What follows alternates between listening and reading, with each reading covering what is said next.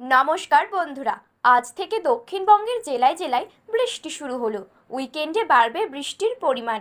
রবিবার থেকে দক্ষিণবঙ্গের উপকূলবর্তী জেলাগুলিতে ভারী বৃষ্টির সম্ভাবনা। হাওয়া অফিসের রিপোর্ট অনুযায়ী জানা যায় দক্ষিণবঙ্গের দক্ষিণ পশ্চিম মৌসুমি বায়ু একই জায়গায় দাঁড়িয়ে রয়েছে, যার ফলে বর্ষার স্বাভাবিক বৃষ্টির হাত থেকে বঞ্চিত দক্ষিণবঙ্গ। অন্যদিকে বঙ্গোপসাগর থেকে জলীয় বাষ্প প্রবেশ করেছে, ফলে তীব্র গরমে আর্দ্রতাজনিত অস্বস্তি বাড়ছে সাধারণ মানুষের।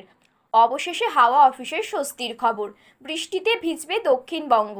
তো বন্ধুরা, বিস্তারিতভাবে জানতে হলে অবশ্যই ভিডিওটি শেষ পর্যন্ত মনোযোগ সহকারে দেখবেন এবং আপনার জেলার আবহাওয়া কেমন রয়েছে তা আমাদের ভিডিওর কমেন্ট বক্সে কমেন্ট করে জানিয়ে দেবেন।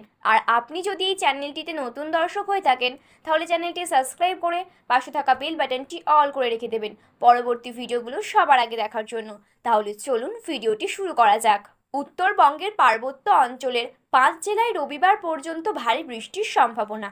অন্যদিকে দক্ষিণবঙ্গের উপকূলবর্তী জেলা অর্থাৎ পূর্ব মেদিনীপুর, উত্তর 24 পরগনা, দক্ষিণ 24 পরগনা, নদী এবং মুর্শিদাবাদে উইকেন্ডের ভারী বৃষ্টির কথা জানিয়েছে হাওয়া অফিস।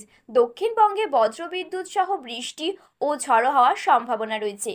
শুক্রবার বিকেলের পর দক্ষিণবঙ্গের জেলাগুলিতে বজ্রবিদ্যুৎ সহ বৃষ্টি এবং ঝড়ো হওয়ার সম্ভাবনা। বৃষ্টিতে কিছুটা স্বস্তি পাবে সাধারণ মানুষ, কিন্তু এখনও বর্ষার স্বাভাবিক বৃষ্টির কোনো সম্ভাবনা নেই তেমন। কাল পর্যন্ত দক্ষিণবঙ্গের সব জেলায় বজ্রবিদ্যুৎ সহ বৃষ্টি ও ঝড়ো হাওয়া বইবে।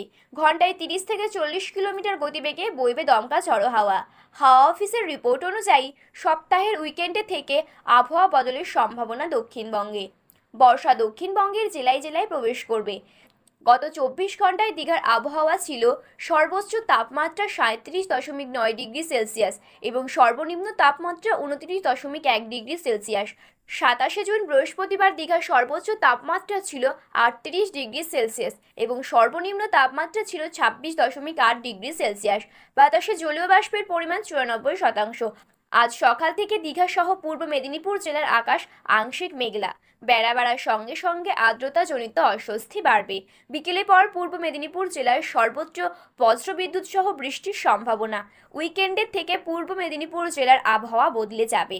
জেলায় শনি ও রবিবার ভারী বৃষ্টির সম্ভাবনা। ভারী বৃষ্টি চলবে সোমবার পর্যন্ত। তো বন্ধুরা, এই ছিল আজকের আবহাওয়ার গুরুত্বপূর্ণ আপডেট। এই রকম আবহাওয়ার গুরুত্বপূর্ণ আপডেট সবার প্রথমে পেতে হলে এই চ্যানেলটি সাবস্ক্রাইব করে পাশে থাকা বেল বাটনটি অল করে রেখে দেবেন।